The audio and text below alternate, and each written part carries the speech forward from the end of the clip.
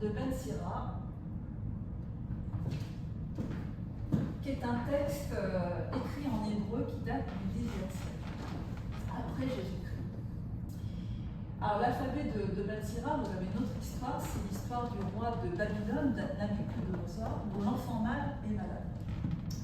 Et donc pour sauver son petit garçon qui est malade, il va avoir recours à des amulettes de protection de nouveau-nés. Il va confectionner des amulettes de protection des nouveau-nés pour pouvoir protéger son enfant garçon des méfaits de cette fameuse douleur. Et d'ailleurs, on verra que dans des tablettes en argile, des sculptures en terre cuite, dans différentes représentations, l'élite est tellement dangereuse qu'elle est représentée comme une figure complètement enchaînée, avec des chaînes autour du cou, des chaînes autour de la taille, autour des pieds, tellement sa dangerosité est avérée.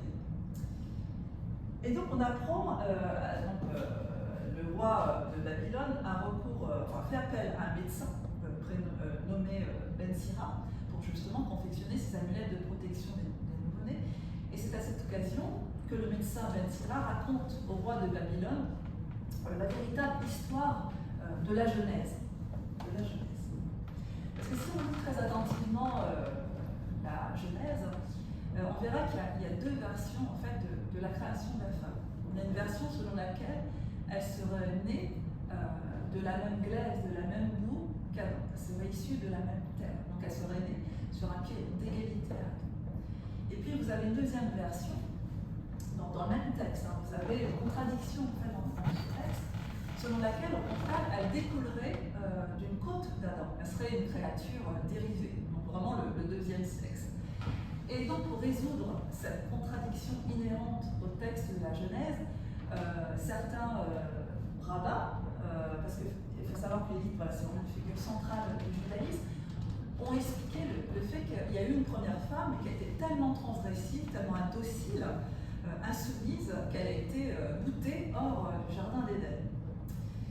Et selon vous, alors, donc il y a eu en fait une dispute entre Adam et Ève, qui a conduit à ce que Lilith parte du jardin d'Éden et laisse la place à une femme beaucoup plus ajustée à Adam, une véritable compagne selon la conception traditionnelle. On apprend donc dans l'alphabet de Ben Sira qu'il y a eu une dispute entre Adam et Lilith. Ils se sont querellés. Alors selon vous, quelle peut être la raison de cette querelle entre Adam et Lilith? Est-ce qu'il peut expliquer la vaisselle? Comment? La vaisselle. La vaisselle. C'est assez bon.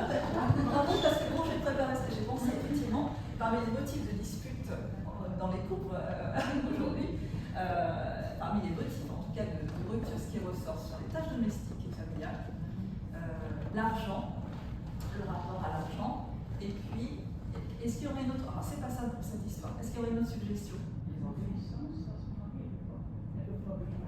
Alors, c'est vrai, tout à fait. Elle ne veut pas obéir à son mari, dans la mesure où elle refuse d'être en dessous Adam pendant l'acte sexuel. Donc, elle refuse. Elle ne veut pas qu'on lui impose, qu'Adam lui impose un désir qu'elle ne partage pas, qui n'est pas le sien. Donc le motif, la raison de la querelle, il est sexuel. La querelle est d'ordre sexuel. En fait, il n'était pas impossible, quand on étudie de près l'histoire du judaïsme, l'histoire de la religion, ce qu'on trouve dans d'autres religions, c'est parce que Lilith est une figure de la démonologie juive. Et donc c'est la raison pour laquelle on s'attarde un peu plus sur cette religion. Mais il était possible tout à fait que la femme soit au-dessus de l'homme pendant l'acte sexuel. C'était ce qu'on appelle retourner la table. Voilà. C'était possible de retourner la table, mais il fallait que ça soit à la demande de l'homme. Et c'était une pratique qui n'était pas encouragée, puisqu'elle était censée donner naissance à des boiteux, à des enfants boiteux.